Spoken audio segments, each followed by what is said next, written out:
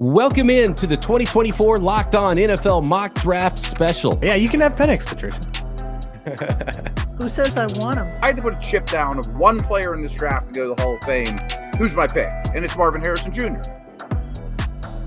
The Locked On Podcast Network presents the 2024 NFL Mock Draft Special. Sponsored by LinkedIn.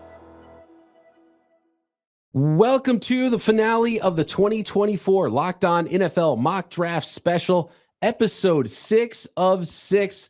We made it, taking you through the entire first round of the NFL draft and a few extra picks for those teams that did not select in the first 32. Unparalleled insight from the local experts of all 32 teams here at the Locked On Podcast Network, your team every day. And don't worry, if your favorite team didn't select or moved out of the first round, we've got you covered. Every team's top selection, an inside look from all 32 of our local hosts here in this 6-episode extravaganza, hearing from our college shows, Locked On fantasy experts for some of the bigger selections, and of course the draft dudes, Joe and Kyle, standing by in the Locked On NFL scouting war room as well. And of course, the 2024 Locked On NFL Mock Draft Special, sponsored by LinkedIn.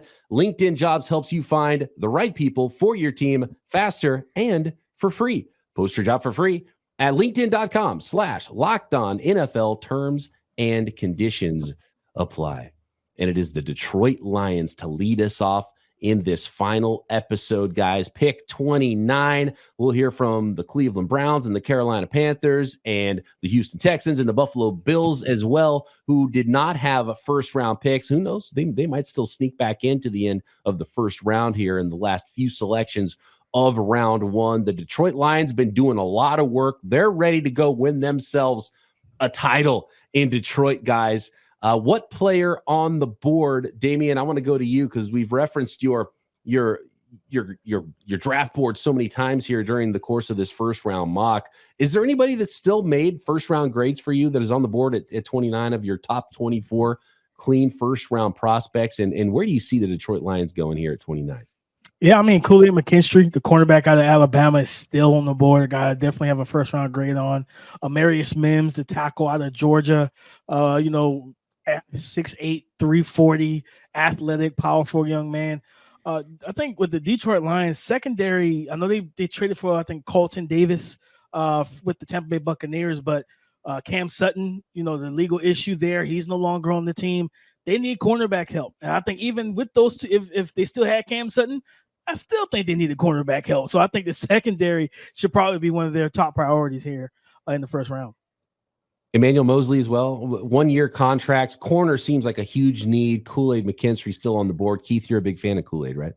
Yo, definitely. Like I said, man, consistent press man corner. And the thing that the position that the Lions are in is that, hey, if they just simply take anybody on the defense, right, it's an upgrade for them. So I think they're in a really good spot, whether that's, you want to go edge rusher, you want to go corner, you want to go linebacker. Just make sure that he's a defensive player to be able to improve this defense for the Detroit Lions.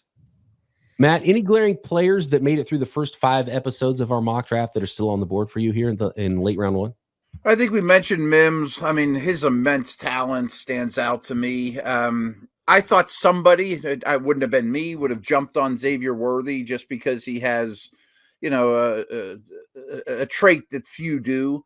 I think McKinstry makes a ton of sense for Detroit here, but just want to throw out one thing. I mean, Jameson Williams hasn't exactly worked out as planned. Could they get Goff one more weapon in that dome that can run? Yeah, but would you want to add another skinny, fast guy to the mix? Or I don't know if it'd be Worthy or McConkey or Franklin or even Coleman or, just one more pass catcher, I think will be maybe a day 2 thing. Still a lot of flavors of wide receiver on the board here. And so maybe this is a run for some of those players as well. A lot of ways that Matt Derry could go with the Detroit Lions at pick number 29 in the Locked On NFL Mock Draft Special. So let's find out. Locked On Lions War Room, Matt Derry, ready to go with pick 29. With the 29th pick in the Locked On NFL Mock Draft, the Detroit Lions select Kool-Aid McKinstry, cornerback from Alabama. If you look at the Lions' current situation at cornerback, it's interesting. General Manager Brad Holmes says there's no urgency to bring in another cornerback after picking up the likes of Carlton Davis and Amik Robertson in free agency and re-signing Emmanuel Mosley. But now that Cam Sutton is gone, the the Lions do have another open spot or two to bring in another cornerback. Dan Campbell feels like the Lions definitely need to add another corner. Kool-Aid McKinstry, best player on their board at 29, and that's why I feel like the Lions would snag him. Really good football player, had some very, very good years at Alabama, good size, good speed, and certainly with the Lions and Aaron Glenn's defense wanting to be aggressive with their cornerbacks, McKinstry could be a fit. Now, do I love making this pick for Detroit? No, I don't. I think there's a good chance the Lions trade back. Also, they'd love to add to their offensive and defensive lines, and if a receiver that they love is at 29, the Lions would take one. But at this mock draft, we go with McKinstry at 29 for Detroit. You know, I think Matt Derry should love taking Kool-Aid McKinstry here. Matt, what do you think? I like that the Lions have been working on their secondary for a while, trying to prevent teams from scoring on them. It's one of the few pieces this team really needs. And Kool-Aid McKinstry, while he might not be a dynamic athlete, man, he's plug and play and he's ready to go from week one. Yeah, that's what I like about him for a team that was a Final Four team last year, has Super Bowl aspirations. Do they need a project that it might take half the season or a whole year or so that has higher upside? Not really. They need a guy to come in and play well. I mean, a leadoff walk would be great for the Lions in this situation. No, I agree 100%, and I'm with you, BP. I would be happy, man, if I get Kool-Aid McKinstry at pick 29. Listen, they had success last year going to Alabama, drafting Brian Branch, right? Go and do the same exact thing. Like I said, as long as it's a defensive player, it's a win. Kool-Aid McKinstry is one of my highest graded players that's left, but also he's one of my highest graded cornerbacks. Getting him at pick 29, you should feel really good about that. Yeah, Aaron Glenn will be very happy with this pick, right? Getting a pure press man corner, a guy that's very confident at the line of scrimmage, loves to disrupt timing and rhythm between wide receiver and the quarterback. And again, this is just a big need for them to improve this secondary. You are in the Final Four, like Matt said. You want to put yourself back in position to get there again, but this time to not blow a lead and to get to the Super Bowl. The Baltimore Ravens are sitting here at pick 30, and they've done such a good job of hanging out late in drafts. They're always a playoff team and just collecting a stud player, usually a big player, usually an upfront type of guy. I know we've rattled off a few names here to start this episode of players that are still on the board, guys who might be first-round grades or at least, late first, high second-round type of players. And one of those guys is Amarius Mims that's still on the board. Keith, is this a good spot for Amarius Mims? Is this maybe a spot where you go wide receiver with someone with a ton of speed to help the passing game a little bit more as they have transitioned in sort of a new offense there that worked quite well for Lamar Jackson and the Baltimore Ravens last year? Yeah, definitely. If you're thinking about what the Baltimore Ravens may do with this pick, right, is simply going to the draft board and saying who's the best football player, right? Like just flat out football player on film. And that's usually what they decide to go with. So, yes, I'm looking at Amarius Mims, right? I'm looking at a potentially productive wide receiver. That's a Keon Coleman. But then I'm also looking at a Kingsley Sumatia too. Those are the three that I'm circling because I'm saying, you know what, on film, those are probably the best three football players that we have left right now. Yeah, losing. Baltimore went wide receiver here. Do you like a Keon Coleman type of power forward, or are you looking at speed with Xavier Worthy? I think I would drift away from the Zay Flowers type. So I'd probably want a bigger body. They're going to run the football, so blocking's important. That's something Coleman would do plenty of. It's interesting, though. I think the Ravens are still one of the best teams in the league. But they got hit really hard in free agency. Their O-line got riddled pretty bad. And I think a corner could be in need. I think another receiver, as you mentioned. And it's way too early, but this team needs a running back too. Like, I think there's more needs on this team than people think. Yeah, I think, offensive line is big, right? You got rid of, I think they were via the trade from Morgan Moses to the New York Jets. So that opened up that right tackle situation. Are you completely comfortable with Daniel Falele coming in and being your long-term starter as a big guy himself? I'm not there, No. I'm not completely there with him being the full-time starter. So I think that right tackle spot, you bring up Amarius Mims, Keon Coleman at receiver, Xavier Legette still being there. I think they also could look at corner. I think, having another outside, guy outside of Marlon Humphrey who plays nickel and outside corner along with Brandon Stevens could be a move for them as well. They also lost Zeitler, and Ronnie Stanley's never Yes. really been the same with that ankle since he signed his contract and got hurt. I mean, he didn't even play every snap. They'd rotate him in and out of games last year. They So played a lot of 3 safety sets last year. You lose True. Geno Stone to the Good point. Pittsburgh Steelers, right? Now you just have Marcus Williams and Kyle Hamilton, maybe a Tyler Nubin, right here in the back end of the first round, where you still can be able to run those three safety sets and let Kyle Hamilton play in the nickel like you've been doing all year. So, number of ways the Baltimore Ravens could go here. Pick number 30, and the pick is in. Kevin Ostreicher, the host of Locked On Ravens, ready to go in the Locked On NFL Mock Draft Special. With the 30th pick in the 2024 Locked On NFL Mock Draft, the Baltimore Ravens select Amarius Mims, offensive lineman from Georgia. Mims stands around 6'8" and weighs around 340 pounds, an absolutely massive human being. And he has everything you look for traits in an offensive lineman. He has the size, he has the athleticism. Now, the thing with Mims is experience. Not a ton of experience at Georgia, was slated to take over a key role in that offensive line last year, but injuries limited him a little bit. But in terms of pure potential, some of the highest that this very talented offensive line group has to offer. Mims also very familiar with current Ravens offensive coordinator Todd Monken during Monken's days at Georgia. And the Ravens need an offensive lineman. There's no question. They've lost 3 starters, and Mims could be an easy plug-and-play option at the right tackle position after the trade of Morgan Moses to the New York Jets. So, Damien, what are we talking about here when it comes to Amarius Mims? 6'8", 340. He wears his weight so well. Ran 5.07 at the combine. You shouldn't be able to move that easily when you're that big, but he only started 8 games at Georgia. So what kind of a prospect is Mims, and how far is he away for a team like the Ravens? Is he a guy you have to stash for a year before he's ready to play? I think pass set wise, I'm comfortable with him starting this season.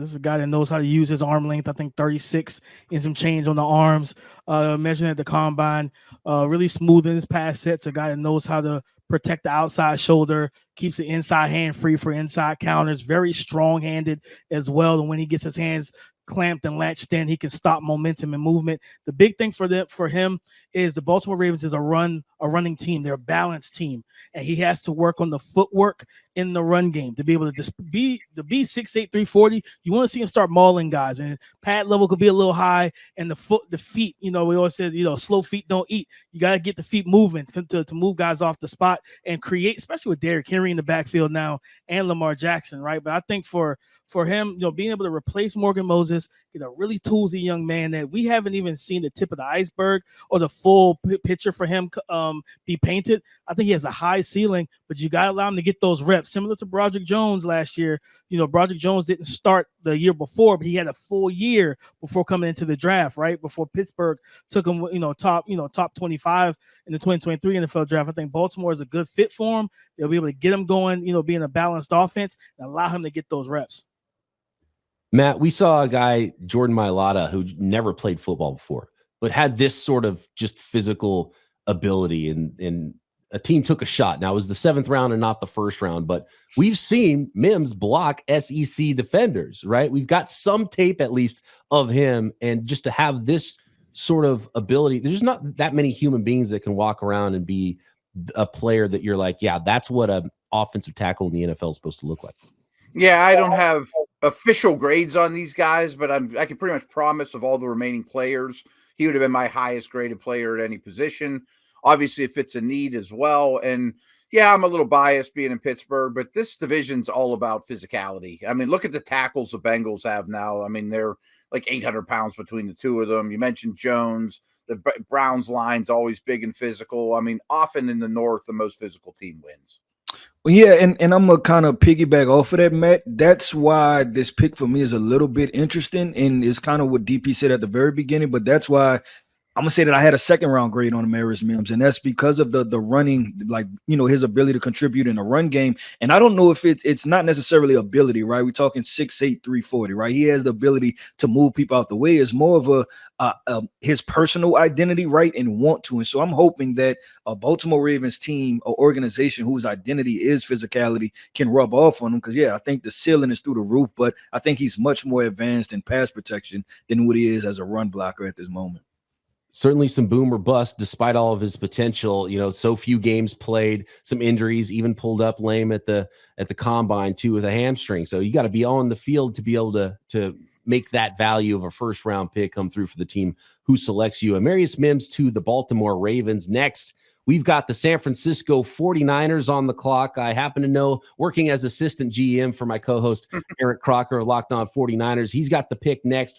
We had some conversations about going up, going down. No trades happened, so sticking and picking at 31 next. The San Francisco 49ers on the clock in the Locked On NFL Mock Draft Special. The Locked On NFL Mock Draft Special is brought to you by LinkedIn Jobs. When you're hiring for a small business, you want to find quality professionals that are right for the role. That's why you have to check out LinkedIn Jobs. LinkedIn Jobs has the tools to help you find the right professionals for your team faster and for free. LinkedIn isn't just a job board. LinkedIn helps you hire professionals you can't find anywhere else, even those who aren't actively searching for a new job but might be open to the perfect role. In a given month, over 70% of LinkedIn users don't visit other leading job sites. So if you're not looking on LinkedIn, you're looking in the wrong place. On LinkedIn, 86% of small businesses get a qualified candidate within 24 hours. Hire professionals like a professional on LinkedIn. Post your job for free at linkedin.com/lockedonnfl. That's linkedin.com/lockedonnfl to post your job for free. Terms and conditions apply. Okay, guys, so the San Francisco 49ers on the clock at pick number 31.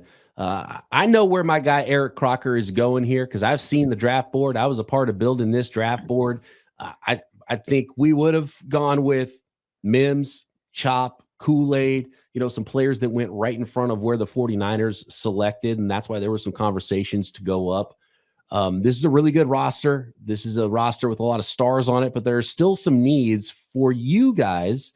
Matt, I'll go with you, and we talk football a lot. What direction do you think the 49ers should go? And my guy, Eric Crocker, what pick should he make here at 31? Yeah, I mean, with Morgan, Guyton, Sumataya all available, and considering the state of the line and Trent Williams' age, I think that's the obvious direction. As you mentioned, BP, you and I talk a lot of football. I know Guyton's not your favorite, so I'm guessing he's not in the mix. A corner wouldn't kill him, and I would never, ever put past any extra D lineman for the Niners. I mean, they never have enough.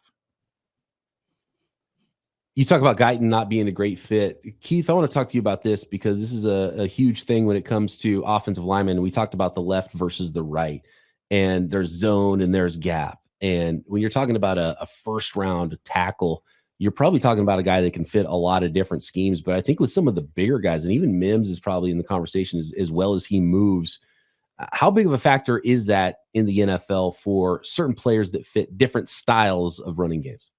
No, I think it's a huge factor, 100%, especially when we talk about the athletes, right? Like what is their athletic threshold? And sometimes you have these power guards, right? And you have these power schemes of, we talk about the Cowboys in the 2015, 2016. We talked about the Cleveland Browns, right? It's a certain mold and a certain type of offensive lineman at certain schemes, with certain players fit better in certain schemes. So looking at the San Francisco 49ers, I'm looking at them all, right? And that's why, man, I've been talking about my guy for 2 episodes now, man. Kingsley Su'Matiah, right? Somebody has to draft him because this guy's a mauler and can play both sides of the tackle position. A lot of versatility, a lot of options for Eric Crocker, the co-host of Locked On 49ers, ready to go to make the pick at 31. With the 31st overall pick in the 2024 NFL Draft, the San Francisco 49ers have selected Kingsley Su'Matiah, offensive tackle out of BYU. The San Francisco 49ers have definitely been trying to figure out a way to improve on this offensive line. And I know I've been one of the big proponents of not forcing it. And they're not having to force this, right? They brought back McKivitz and locked him in for another year. They brought back John Feliciano. So you don't have to force this pick. But I think Kingsley is a good guy right here in this spot. And this is good positional value. Yes, Peacock and I, we try to put our GM caps on, move up a little bit and be able to get Mims, but we weren't able to complete a trade. And the Baltimore Ravens nabbed him at pick 30 right before we picked. So 49ers land with Kingsley Suamataia. We really like this spot, and he really helps the 49ers. There are areas where he can improve, and there are areas of strength. If the 49ers are looking for a big body, 6'5", 326-pound offensive tackle, that's a wall and still has room to improve as a pass protector, you got your guy that can help really hold it down for Brock Purdy and protect him for years to come. The situation with Aaron Banks, a guy who, kind of had the red shirt, right? Like to really figure out how to play 49er brand. Eventually he got it after a year. I think Kingsley Suamataia, it doesn't take that long, and he comes in, steps in right away as an immediate impact guy for your San Francisco 49ers. Croc laid it out there really well. The thing with Suamataia for me, and by the way, he nailed the pronunciation as well. Suamataia, Kingsley, a lot of Really great well moments done in this draft. He's one of the few guys that can stick at tackle. He's got the 34.25-inch arms. He's 6'5". He really wears his 325 pounds well. Ran 5.04 at the combine. He's a good athlete, and he's not a finished product.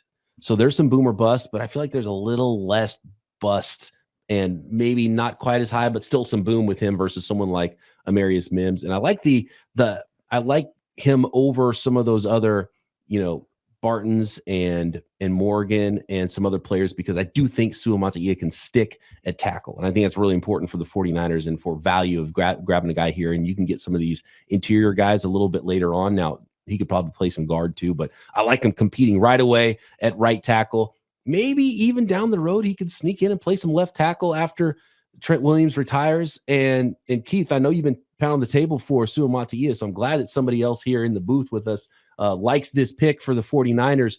If you squint a little bit, if Kingsley Suamataia was across the street and you squint a little bit, he would look an awful lot like his cousin, Penei Sewell. You put their height, weight, speed, workout numbers, 31 reps versus 30 reps at the combine bench press. He's a very similar guy, and just a pup. He finished his college season at 20 years old, just turned 21, one of the younger players in the draft as well. Yeah, I didn't know that Penei Sewell was his cousin. So I'll tell you one thing, man. That's one aggressive, physical family cookout they have over there, right? But hey, I told you, man, I love the pick. I can see him just in training camp, being one of the stars of the show. This guy's game is physicality.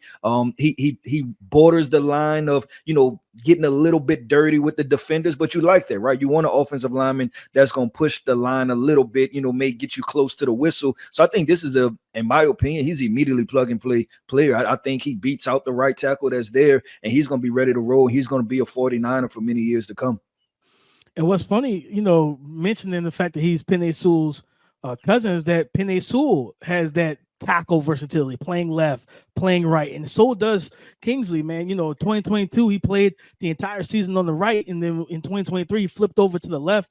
And for the Niners, this is a home run pick for me, because when you have Trent Williams at the left side, be able to be that blind side protector for Brock Purdy, and then McKivitz, I think Croc talked about bringing him back on a 1-year deal. That's good to have that veteran there. But Kingsley walks right into training camp and immediately challenges him for that starting job, to be able to bring the physicality to that run game, continue to set good edges for Christian McCaffrey to be the best running back in the game, but also that play action game that allows Brock Purdy to be so comfortable to survey the field.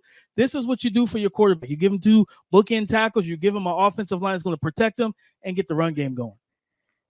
BP, you mentioned it real briefly. I just wanted to reiterate it because I learned this lesson when I was scouting in the league. I mean, those BYU guys sometimes are 5 years older than the people they're blocking after a Mormon mission, have 3 kids, and and this guy's one of the youngest in the league. They're coming into the draft, so I think that's important.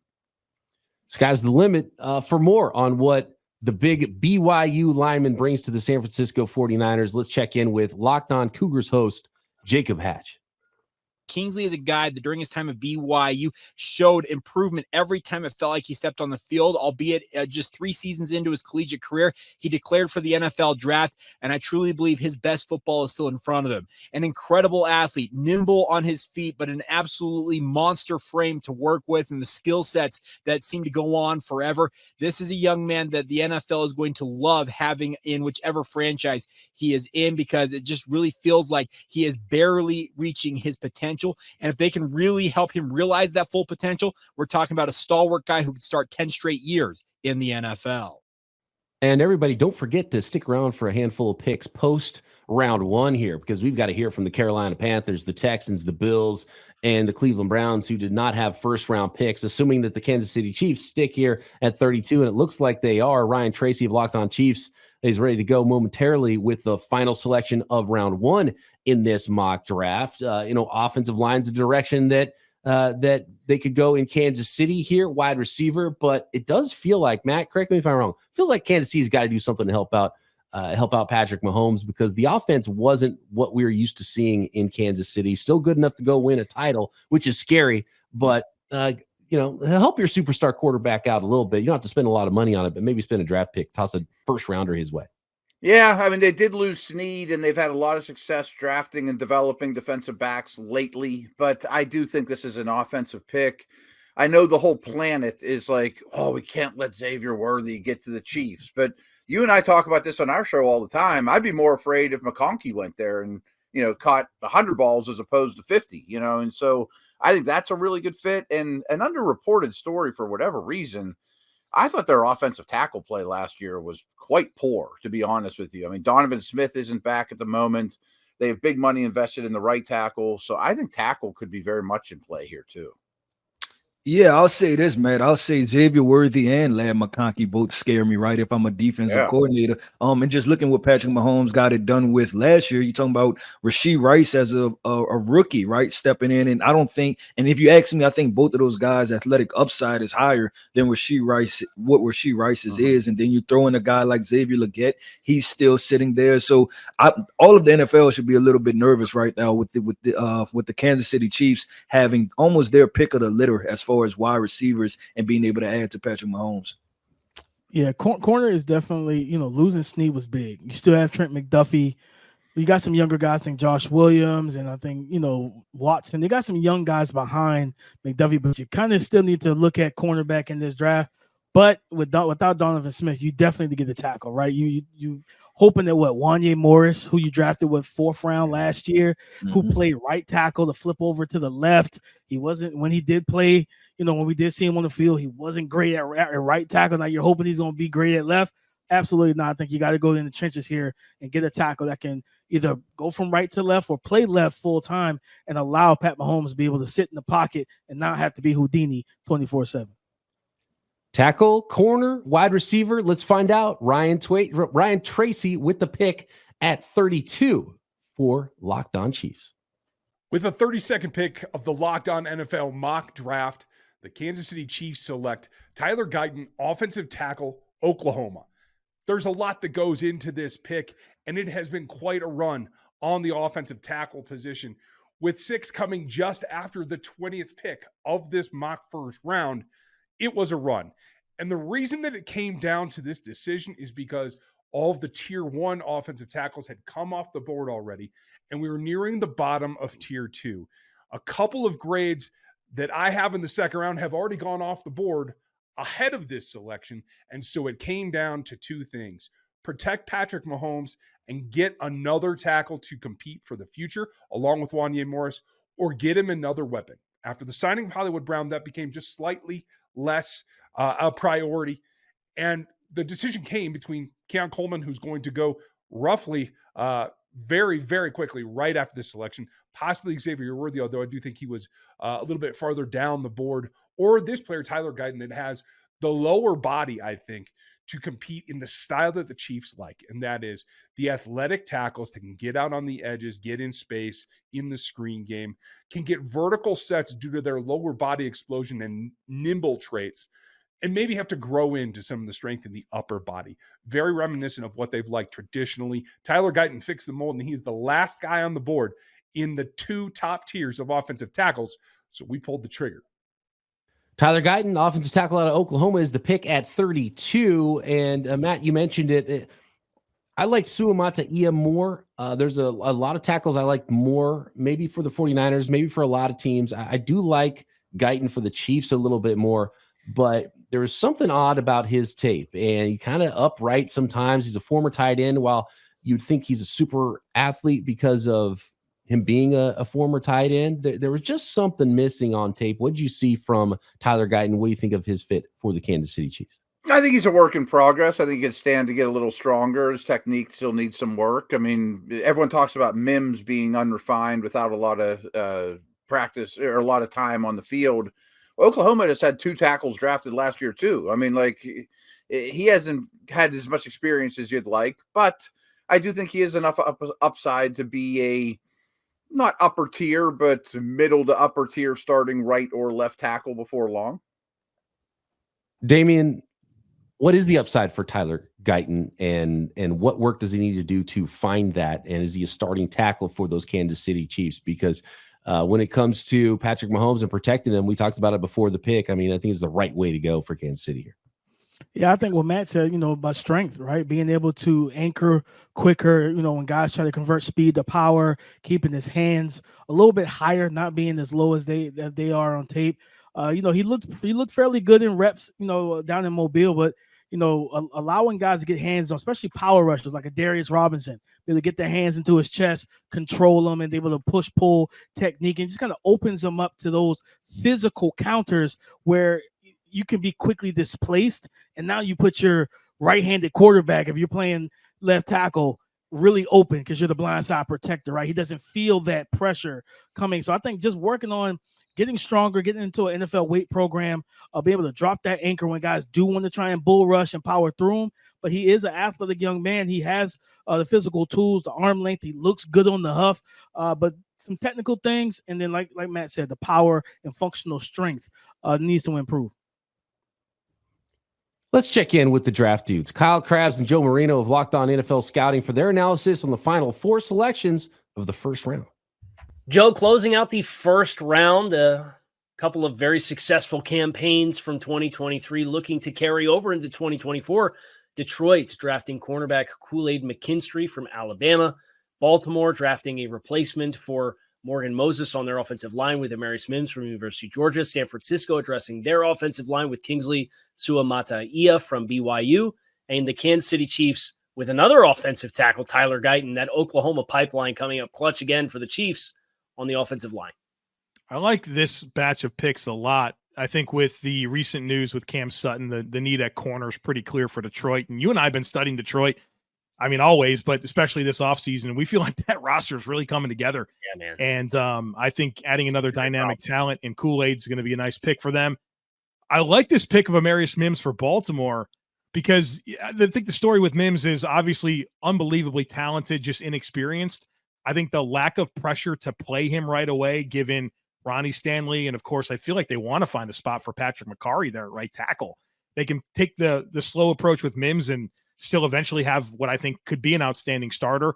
I like the 49ers going offensive line, and I think that they've subscribed to this philosophy of just kind of getting by. They got their left tackle, their dude in Trent Williams. He's the best. But then it's like, all right, can we just get by with the rest of it?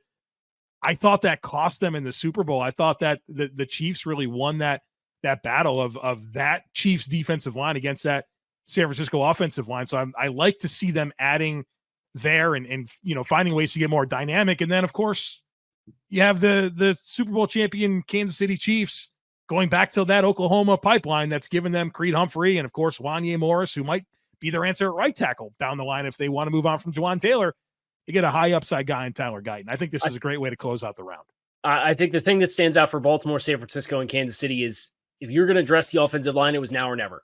With how the run went for offensive tackles, that's obviously the premium position. That's where everyone wants to get better. That's where you want to have cheap contracts, and getting rookie contracts for those players, if they hit for you, is a big, big, big win.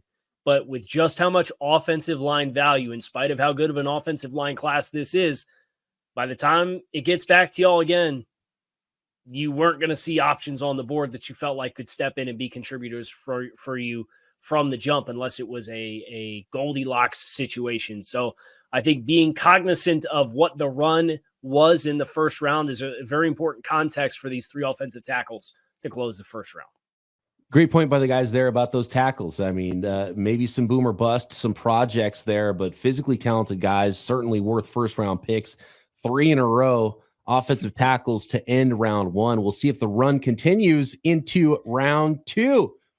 The first round is in the books, but don't worry. We are your team every day here at Locked On. So we still have the first picks for the Carolina Panthers, the Houston Texans, the Buffalo Bills, and the Cleveland Browns up next on the 2024 Locked On NFL Mock Draft Special. I've been told I'm a competitive person, and yeah, I do have a competitive side. We all do. And my competitive side is a big fan of Monopoly Go. I'm sure you've heard of it. It's been downloaded over 150 million times, and it's a great twist on Monopoly where you play on not one, but hundreds of Monopoly boards in crazy locations, building up amazing cities that bring you big money. But the best part is messing with your friends. And I can charge them rent on my iconic properties, just like classic Monopoly. But now I can also rob their vaults of riches for myself. And the leaderboards show me who the biggest Monopoly tycoon is. But it's not just my competitive side that loves it. You can team up with friends and people around the world in time tournaments to earn huge rewards. So get in the game and join your friends. Download Monopoly Go now, free on the App Store or Google Play. On to pick 33 in this mock draft, guys, and it is the Carolina Panthers with the first pick in round 2 that are on the clock. Then it'll be the Houston Texans. We'll find out who their selection at 42, the Bills at 45, and the Cleveland Browns at 54. What do you get the team that needs everything, Matt? The Carolina Panthers are on the clock here at 33 and, trade away more pieces on the defense this year. Do you help out your quarterback? Do you help out the defense? What directions do you go if you're Carolina? Yeah, I mean, they were the worst team in the league for a reason. They need a lot. And, I mean, I do give them credit. There hasn't been a lot of moves I've approved of at the time, to be honest, with this organization. But I do give them credit that they changed – well, they allowed some defensive people to walk in order to at least see what Bryce Young can do. They spent a lot of money on guards. They tried for Deontay Johnson. I mentioned Young. He's a smaller, very, very small quarterback. In the Saints fashion, maybe they grab a Zach Frazier here so that they can have that tight pocket. And the Saints spent more money on guards and centers than anybody in the league with a shorter quarterback. Another receiver wouldn't be frowned upon. And there's not much on defense I would shy away from either. They got hit pretty hard on defense. Guys, who's the best player left here as we start round 2? Man, that's tough, right? Best player. It's real interesting. I'll say this, best fit. I look at 2 wide receivers, man. Matt talked about how they address some of the offensive line play, right? And then plus Ike Ekwonu. I think your best draft pick is finding someone that could develop Ike Ekwonu, right? And make sure you have a left tackle. Then outside of that is go and get a wide receiver, man. And we keep talking about it. Xavier Legette, Keon Coleman is sitting right there for the taking. Potentially a Lad McConkey, right? If they feel like they want a quick separator for Bryce Young, some of the things he did at Alabama, get him one of those style wide receivers. So I look at those 3 wide receivers that I feel like they need to draft. Yeah, after Deontay Johnson, you don't know what you really have in Jonathan Mingo to be your big body wide receiver. And they kind of put him in a role that I don't think he was going to really excel in on the outside as like a true X, where you look at a Keon, Xavier Legette, those guys could do that. Or Xavier Worthy to bring the speed to kind of take the top off off the defense, right? Keep 2 safeties back, try and open up more of the field for Bryce to be able to just be that point guard and distribute the ball. The pick is in. Julian Council ready to go. Locked On Panthers, pick number 33 in the Locked On NFL Mock Draft Special. With the 33rd overall pick in the 2024 NFL Draft, Carolina Panthers select Keon Coleman, wide receiver, Florida State. Why will the Panthers do this? Well, I know there's a lot of people out there who apparently are low on Keon Coleman. I don't know where this came from. This is a guy who burst on the scene in college football last year with 3 touchdowns against an LSU team. Granted, the secondary was not good, but an LSU team that was thought of as a potential national championship contender. Keon Coleman was on an outstanding Florida State team that was absolutely snubbed at the end of the season, but it was completely loaded. In the biggest games of the season against Clemson in an ACC title game, he showed up. He has the great size, great speed, was one of the top returners in college football this past season. You turn on the tape, you see an outstanding player. The Carolina Panthers are still in desperate need of a number 1 wide receiver, and I believe Keon Coleman can do that. Is he the best route runner? No. but that's why you got to coach him up. Is he somebody who's going to get immediate separation right now? Maybe not, but I know he's somebody you can throw the ball up to. He can come down with it. It's not a 50-50 ball, y'all. It's an 80-20 ball, a 70-30 ball at the very least. Quinyon Coleman is a difference maker, and anyone who actually watches college football and watch the games understands that the measurables, the combine, all the other nonsense, who cares? Quinyon Coleman can ball. He's somebody the Carolina Panthers should be targeting. And it is wide receiver, and going with the big-bodied wide receiver, Quinyon Coleman out of Florida State. Damian, he talked about some of the negatives and why some people are maybe down on him. Is Quinyon indeed the baller that the Carolina Panthers needed at 33? I think so. I think so, man. You put him at, we talk about, Deontay Johnson being that route runner, that separator, that guy that can win on the outside and win one-on-one, right? He could play the X or the Z. And when you look at Quinyon moved all over Michigan State's offense. He played all three wide positions, X, slot, and Z. So you're talking about the football IQ, knowing how to win from all three spots, how to run routes from all three spots and get open, but sure-handed, could play at the catch point. He's an accuracy extender, a guy that you watched the Clemson game, right? Being able to go above the rim and play basketball, play that power forward role, and he's outstanding at the catch point. At the end of the day, you don't know what you have in Jonathan Mingo. You don't know what he's going to become. And truthfully, this will be the second time they've had a situation like this where Jonathan Mingo may be going into his Terrace Marshall Jr. year where it's time to step up, or we move you out and Quinyon Coleman can step in, play the big slot, the power slot, or be that X receiver and give Bryce Young another reliable weapon. Yeah, I can't think of another prospect or somebody on that Florida State team that Jordan Travis being hurt affected their draft stock. I just think that if Quinyon Coleman would have finished strong, had some 100-yard games, right, cracked that 1,000-yard mark, then I think the how people feel about him would have changed, right? But I think as Jordan Travis got hurt, it became an out of sight, out of mind situation. Obviously, the NFL Combine didn't help with the 40 time, but he proved that he's an explosive player with the jumps, the broad jump and the vertical jump. So I like Quinyon Coleman here. I love the mentality of the player. Matt, enough separation for a young quarterback with, Mingo, that's not really his game. You kind of manufacture some touches for him, and Quinyon Coleman's maybe a 50-50 guy on the outside. Is there going to be enough guys running open for a young quarterback to find those targets?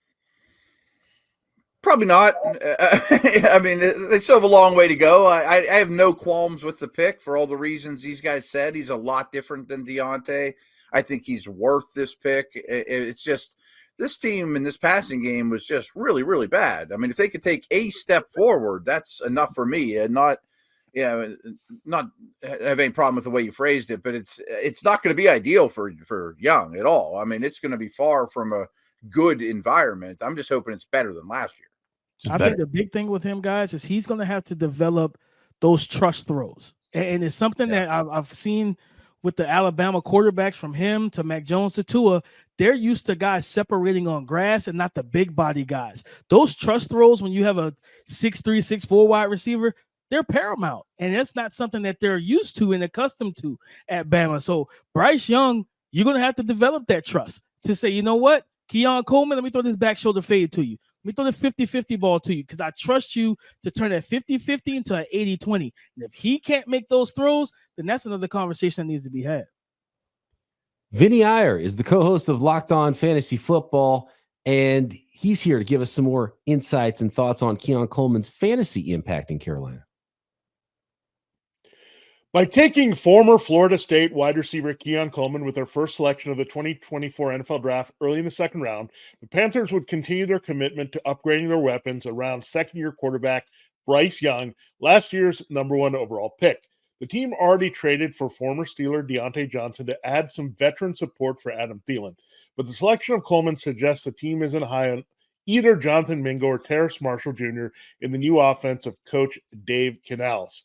At 6'3", 213 pounds, Coleman profiles at first as a perimeter #2 with field stretching ability. In Carolina, Johnson will likely hold down the X spot in Canales' 11 personnel 3 wide sets, with Coleman settling into the Z role and Thielen serving as the big slot. This offense should transition to more downfield passing opportunities. Although Coleman's presence would help Young put up more respectable numbers and give Johnson and Thielen better coverage exploitation opportunities, the Panthers aren't the most desirable situation for Coleman to have immediate fantasy football impact. He should be considered as a deep draft flyer in redraft leagues with more intrigue in Dynasty, given Adam Thielen is near the end of his career.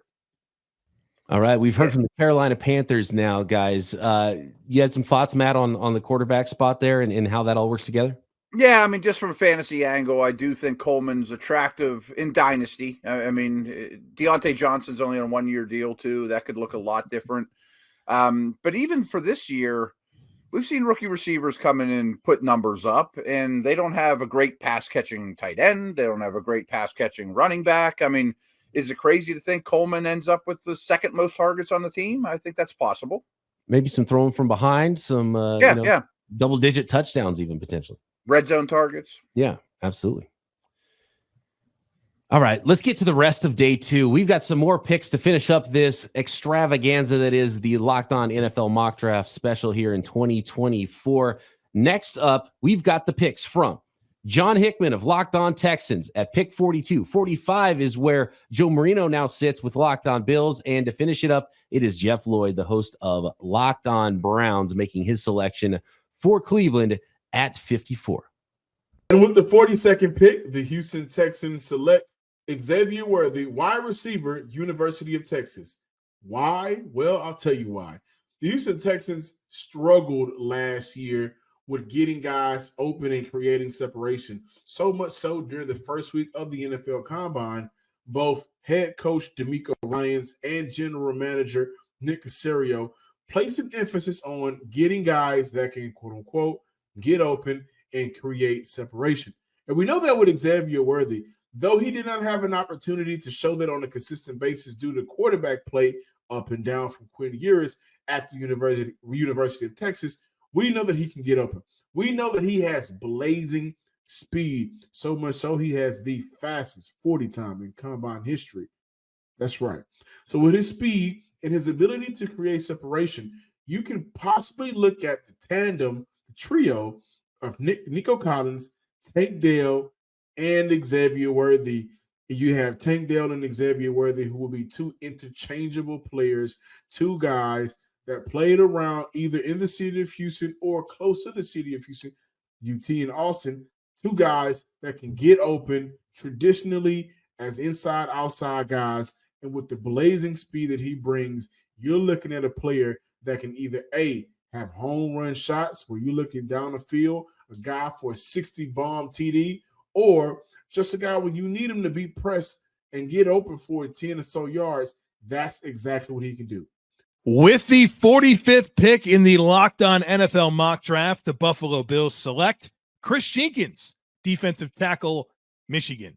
Folks, the board was a disaster for us at pick 28, so we are thrilled to not only land Chris Jenkins, but to trade out of that selection, which gives us pick 45 that we turned into Chris Jenkins. That gives us a 2025 second-round pick, and we get Trevor Penning, who was a first-round pick just 2 years ago, has not really developed for the New Orleans Saints, but we're going to give him to Aaron Kromer, our outstanding offensive line coach. We're going to move him to guard and see if we can find another answer for our offensive line with all the talent that he has in terms of size and athleticism and physicality. It's just about getting the technique down. Kromer can get that figured out.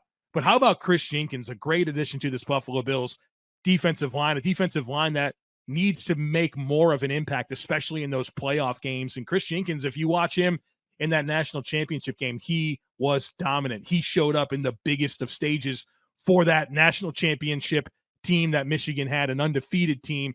And he's a guy with just so much upside, with length, with power, with technique. He's got so much to unlock. He's got the NFL bloodlines with his father being a 2-time All-Pro, 4-time Pro Bowler. He can pair with Ed Oliver to give this team disruption in the middle of that defensive line. They can be more versatile with their fronts. Defensive line, defensive tackle, a big need for the Buffalo Bills. They fill it with Chris Jenkins, and they turn pick 28 into not only Chris Jenkins, but another second-round pick in 2025 and a young offensive lineman in Trevor Penning for Aaron Kromer to develop. With the 54th pick in a Locked On NFL mock draft, the Cleveland Browns select Mike Hall, defensive tackle from The Ohio State University. The Browns learned in 2023 just how important the value of interior defensive line play is. The group was really, really solid. They re-signed Maurice Hurst. They re-signed Shelby Harris. They signed Quinton Jefferson. But the fact of the matter is there is no longevity to the Cleveland Browns defensive tackle room. Mike Hall can help them have a player come in here for 4 seasons. Hall had nice production, not great production in his time at Ohio State. A very athletic player, showed well at his pro day, was an athlete all the way back, played basketball as well in his days at Streetsboro, Ohio. Hall, with his time at Ohio State, was rotated in and out, left school early, and started on his draft path. He is 21 years old, which the Cleveland Browns will like. You cannot just think that the Browns are going to hand Siaki Ika a roster spot. Dalvin Tomlinson is here. He is the top player in that room right now, but their depth behind it, and especially in the years to come, needs to be enhanced. Mike Hall is the selection at pick 54 from The Ohio State University. So the Texans and the Browns staying in state with their selections in the second round of this mock draft, guys. And I want to get your guys' thoughts on the second round, and then your winners from the first round of the Locked On NFL mock draft special. But Matt, looking at these picks in the second round, can we just do a trade here and get Worthy to the Buffalo Bills and then the defensive tackle over to the Houston Texans after they traded Malik Collins away? I think those would be better fits for the Texans and the Bills personally. And it'd be tough to get through 45 picks here for the Buffalo Bills and not draft a wide receiver. No, 100%. And I think that would make a ton of sense. One thing about the Bills, though, I wanted to throw out is they got hit hard in free agency, too. They have a very expensive quarterback. They're kind of rebooting things in this era of Josh Allen, like Mahomes after the Tyreek trade. Picking up that extra second-round pick is important for them. Yeah, I'll go with the Houston Texans also. I like what they did, just doubling down, tripling down, right? Post Stephon Diggs trading out his wide receiver core, we can argue is probably the most explosive in the NFL. And I'm like, hey, if you feel like you were right there on the cusp of winning, the AFC or going to the AFC Championship, why not get some more explosive weapons to add into that? You get the fastest guy to ever run a 40-yard dash in NFL combine history. So I like it. Continue to invest into CJ Stroud. Yeah, the Texans also, with that trade reworked Stephon Diggs deal. He's only basically there for a year, and he hits free agency. We got to see what that happens. So I understand planning ahead by getting Diggs, but I love Michael Hall to the Cleveland Browns. The reason why is because getting that interior pass rush.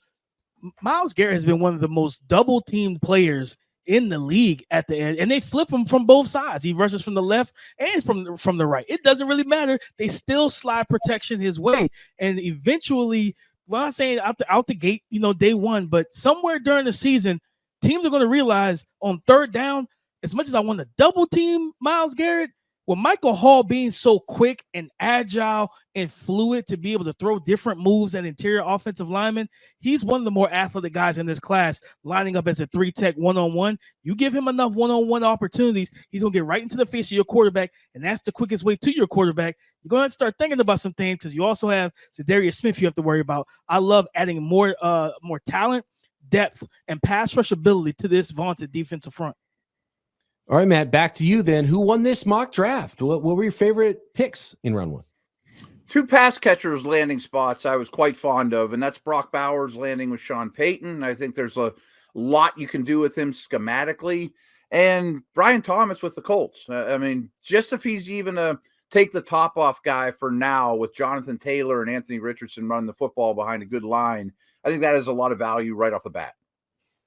Yeah, I'm going to double down on you, Matt, with the Brian Thomas situation. I think it's a perfect situation for a perfect need for a team, right? Just a vertical threat to take the top off. And then the other one is going to be a pass catcher also. That's the Atlanta Falcons and Malik Nabors, man. I love that trio that they have now. And even if you have Kirk Cousins for a year or two, right, when you go get your young quarterback, you're going to have so many offensive pieces around him that it should be a really good situation, a la what happened with Brock Purdy, right, and being able to plug and play that guy into a good situation. I'm gonna go Chicago Bears. Getting Caleb Williams, getting your new quarterback is a given, and then getting another edge rusher. Right, we saw the impact and effect of Montez Sweat. Now you put another guy on the opposite side of that, where now it's hard to just slide coverage 24/7 two explosive downhill guys that can get after the quarterback. J.J. McCarthy is going to be a rookie, more than likely starting majority of his rookie year with the Minnesota Vikings out of this mock. You got Jordan Love, right? You have Jared Goff. Well, Jared Goff's not the most mobile guy. We know what we saw what happened when you pressure him. You know, BP know a little bit about that from the playoffs. When you get pressure on Jared Goff, you can kind of rattle some things. And I think that's how you set yourself up. This defense, I think Matt said it early in this series, that defense for the Chicago Bears looked really good down the stretch. You add a guy like Dallas Turner opposite of Montez Sweat. You got some good corners in the back end. Jalen Johnson, and the second-year player, Tyreek Stevenson. You are really, and then with those linebackers they paid last offseason, this defense with Matt Eberflus should take another step forward with also an improved offense as well. And can I shout out Ross Jackson, the host of Locked On Saints, does a ton of work on this network behind the scenes, a ton of work on this mock draft behind the scenes, and he was working for the Saints to get a couple of picks, not just one, trading back into the first round, to really good, versatile long-term starters, I think, in Troy Fautanu and Darius Robinson in this mock draft. But of course, the best pick of the entire first round was at 31, Eric Crocker's pick for the San Francisco 49ers. Kingsley Suamataia. Great job, Croc. All right, before we go, the draft dudes have some thoughts on day 2. Joe Marino and Kyle Krabs of Locked On NFL Scouting give their team building analysis on our final selections of this Locked On NFL mock draft special. Not every team picked in the first round, but we certainly have every team covered here on the Locked On NFL mock draft special. At pick 33, the Carolina Panthers get Quinyon Coleman, the wide receiver from Florida State. Pick 42, the Houston Texans, another explosive wide receiver for C.J. Stroud, Xavier Worthy. Heading there from Texas, the Buffalo Bills get Chris Jenkins, the defensive tackle from Michigan, and another defensive tackle going to the Cleveland Browns at pick 54, Michael Hall Jr. from Ohio State. From Buckeye to Brown. Kyle, a couple wide receivers, a couple of defensive tackles. What stands out to you in this batch? Yeah, I think these two wide receivers, very different players, right? I think that's the fun thing about the wide receiver position is just how dramatically different the body types and the skill sets can be, where you have a player in Quinyon Coleman who elevates, goes up and gets the football and can win down the field as a big body type player. And you contrast that with Xavier Worthy being a 4.21 speed home run hitter. And you think about that with Tank Dell and then what they have in size with Nico Collins. I think you put Worthy at the traditional Z alignment, and you have Nico Collins at the traditional X alignment, and you have Tank Dell in the slot, and you get a lot of problems, especially when you consider they got a pass catcher at tight end too. So I'm over the moon for Worthy to Houston. I think that's an outstanding fit. I think that creates a lot more math problems for trying to cover the field against C.J. Stroud and that Houston Texans offense. And I like both these defensive tackle picks. Obviously, 45, Chris Jenkins to the Buffalo Bills. I think there's so much untapped potential with Chris Jenkins, with his length, with his athleticism, with his technique. I think you can really have some fun things going on with him and Ed Oliver at that defensive tackle position. And maybe the Bills could even be more multiple with their fronts if they wanted to do some more odd front stuff, playing him as a 4-eye. And that way you can get Daquan Jones and Ed Oliver and Chris Jenkins on the field together. But I really like Michael Hall, this defensive lineman from Ohio State going to Cleveland, where he might be a little bit lean, but what he makes up, or he lacks in mass, he makes up for in length, in technique. He knows how to beat blocks. He's very smart in terms of his processing and recognition skills. I think there's some more playmaking upside that exists with him than we even saw at Ohio State. I always watch players and then I go back and look at their box score. I was stunned that Michael Hall didn't have more production because when I watch him play, it felt like he was making play after play. So I think for these teams not having picks in the first round, for them to get these prospects, you can see how they got some value and really address some needs in a meaningful way. Well, yeah, and I think the same goes for Chris Jenkins, right? I think he took a major step forward with his play this year. If you watch the national championship, you would assume this guy would be a top 20 pick. I mean, he was lights out against Washington. Those defensive tackles helped win them that football game. And I think the light bulb's only starting to come on for him and for Michael Hall as far as being complete football players. And this defensive tackle class is a little bit deeper than I think the first assumptions were with players like this that are good values here in the second round. And that's it. We did it, guys. The 2024 Locked On NFL Mock Draft Special is in the books, all 6 episodes. Big thank you to everybody working behind the scenes to get this thing done.